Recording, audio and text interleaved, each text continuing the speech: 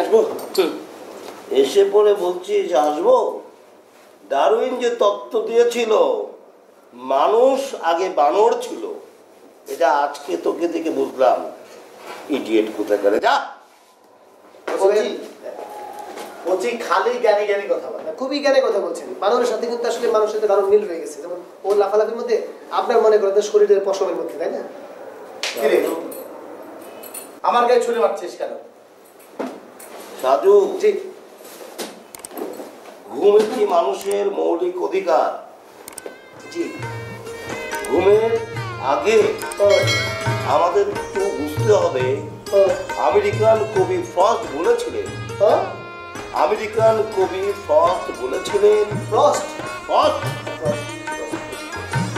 ঘুমানোর আগে আমাদের অনেক দূর যেতে হবে। আমি কিছু খন্দকার বলছি, অনেক দূর নয়, বহু দূর যেতে হবে। মনে করেন যে কচি খন্দকার বলেছে ঘুমের আগে করতে বলতে পারে। আচ্ছা কচি, তুই কি ওই ফার্স্ট নাকি? জানিস কি, আমি যদি ফার্স্ট হতাম তোদের মতো ছোট লোকদের সঙ্গে এইখানে মেন্টাল হাসপাতালে থাকতাম। এই কথা ঠিক মতো বলবা। ছোট লোক বলতেছে ঘুমাইতে তো আমার মনটা খুব খারাপ। তুই ঘুমা, আমাকে ঠিক মতো ঘুমাইতে দেন, আমার মনটা খারাপ। আমরা একসাথে থাকি এই জায়গাতে, বুঝেন না কেন? একটা মানুষের মন খারাপ হলে তাহলে একটু স্কোপ দেওয়া উচিত ঘুমানো। তুই সারাদিন ছিলি কোথায়? রাতে গাড়ি পেলাম না। সাজু জি। বাঙালি জাতি যে পিছিয়ে পড়েছে, তার কারণ কি জানো? জানি জানি, ওই সামনে বোধহয় জায়গা ছিল না, খাল ছিল বোধহয়, জন্য সব পিছিয়ে গেছিল। সাজু জি, ভুল ব্যাখ্যা দিও। বাঙালি জাতির পিছনের কারণ হচ্ছে বিশৃঙ্খলা, যেটি ঘটছে এখানে। চেঁচিয়ে কথা বলে না, ও চেঁচিয়ে কথা বলছে কারণ হচ্ছে কি, ও ছোটবেলায় মঞ্চ করতো তো, অনেক প্রদর্শন ভালো। বলো তো আবার দেখি। আপনি ঘুমান তো, ঘুমাইতে যান।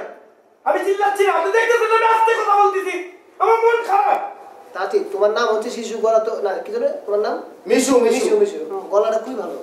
সাধু জি, প্রাণেশ মিশু, শৃঙ্খলাযুক্ত কথা শুনতে হবে।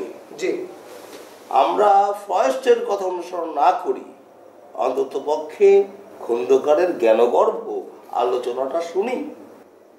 আমরা মনে করি, প্রমাণ করে দিই, আমরা সুশৃঙ্খল, আমরা সুন্দর একটি ঘুমের রচনা করতে পারি, আমরা সুন্দর একটি শৃঙ্খলা রচনা করতে পারি। খন্দকার ভাই, কালকে কি আপনার কোনো পরীক্ষা টুকে আছে? বিসিএস পরীক্ষা টুকে? হ্যাঁ, কেন নাই যে এত কিছু মুখস্থ বলছেন তো? তুমি নিশ্চয়ই জানো আমি একটা লক্ষ্য নিয়ে, একটা উদ্দেশ্য নিয়ে এই জ্ঞান চর্চা করছি। ভাইয়া দোয়া লাগে আমাকে একটু ঘুমাইতে দেন, আমার মনটা খারাপ তো ভাইয়া, প্লিজ। আচ্ছা তুমি ঘুমাও তো বাবা, ঘুমাও। তুমি এমনি মনে করো যে অর্ধ দিগম্বর হয়ে গেছো, এটা দেখতে কেমন লাগছে? দাঁড়াও, আমার একটা দায়িত্ব করতে পারছো না? তার মানেটা ঠিক মতো ঘুমাচ্ছে না। আর এটা কই, আরেকটা, এটা কি ঘুমাবে না? সাজু, হ্যাঁ, তুমি যে বললে তার ঘুমের বিবরণটি কি একটু দেবে? তার ঘুমের বিবরণ মনে করেন যে আবার দেখে নিতে দেখি না। ঘুমের বিবরণ মনে করেন যে এক টুকরো কাপড় ছাড়া নিচে আর কিছুই নাই। বিষয়টা মনে করেন যে আমার কাছে দুঃখজনক মনে হচ্ছে। মানে বাঙালি জাতির ইতিহাসের সঙ্গে মিলছে আর এটা খারাপ তো কেউ নাই, মানে বাঙালির ঘুমের সঙ্গে যাচ্ছে না। হ্যাঁ, না না না, তবে কিছু পশু পাখি সাথে যাচ্ছে। বুঝিয়ে বলো বাঙালি কিভাবে ঘুমায়। বাঙালি মনে করেন ঘুমানোর আগে কিছু গান গায়, আয় আয় সাত মামা টিপ দিয়ে যায়, সাদের কপালে সাত কি যেন গান দিয়ে যায়, কি সব গান টান আছে না, এগুলো তো আমরা ছোটবেলায় মনে করেন মা খালারা গান শুনে শুনে এরকম করে তো। আচ্ছা এই কচি ভাই, মনে করেন যে মাঝখানে খাতে কেউ আছে কিনা বুঝা যাইতেছে না, খালি কাপড় তো দেখো ওখানে তো মেয়েদের শুয়ে থাকার কথা। সে কোথায়? সে কি আসে না? কোনো ডিসিপ্লিন মেইনটেইন করবে না? রাতে বেলা কোথায় থেকে কি করে কি না, আশেপাশে এসব কথা বলে তো হবে না। হঠাৎ করে কে আসছে উনি আসছেন, ওনাকে বাঙালি কায়দায় শৃঙ্খলার সঙ্গে ঘুমিয়ে পড়তে বলো। শৃঙ্খলার সহিত ঘুমাবো, আমিও ঘুমাই, আমার ভালো লাগছে। আমরা সবাই ঘুমাবো। ঘুম একটি পবিত্র জিনিস। ঘুমের মধ্যে দিয়ে আমরা স্বপ্নে পৌঁছে দিতে পারি, ঘুমের মধ্যে দিয়ে আমরা কবিতা শুনতে পারি, ঘুমের মধ্যে দিয়ে আমরা একটা ভালোবাসার গান শুনতে পারি। এত কথা বললে ঘুমানো যায়? প্রাণেশ বাবা ঘুমাও। সবাই ঘুমায়, একটু পড়ি সবাই ঘুমাইতে হবে। মনে করেন যে আমি ওকে কাপড় দিচ্ছি। এই, কি হচ্ছে? ছি, ছি। এই, হলো। এই, মেহেদি। আমি সবাইকে মারবো বলতে যাবো, মন খারাপ। বেটা ফাইজলামি করিস, তোর কাজ শেষে আমার গায়ের উপর আসো। সরি সরি, আমি ভাবছি কি এটা আমার পেট। সরি সরি, আমি ঘুমের মধ্যে ছিলাম। এই বেটা মাল গায়ে আসছিস নাকি? টাল নাকি তুই আমার গায়ের উপর? চল ঘুমা। সরি তো, সরি। আমি মেহেদি, হ্যাঁ? মেহেদি, জি।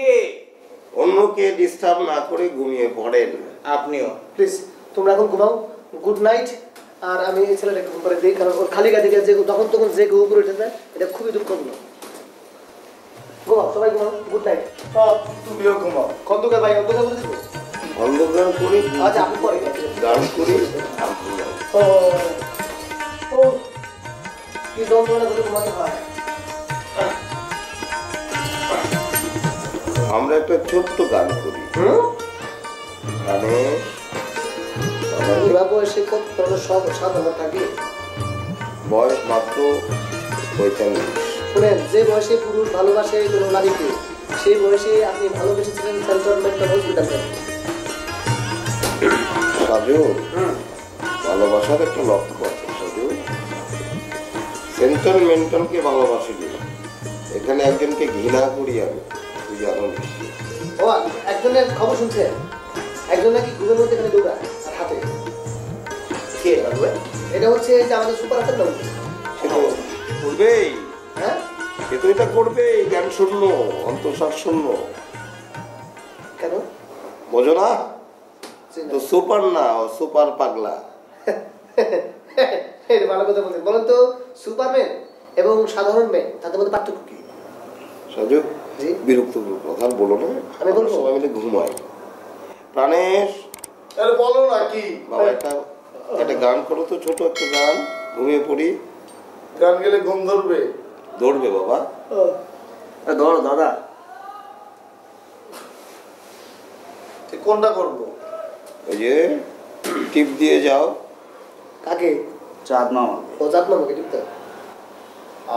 আয় আয় চাঁদ মামা টিপ দিয়ে যাও, চাঁদের কপালে চাঁদ টিপ দিয়ে যাও।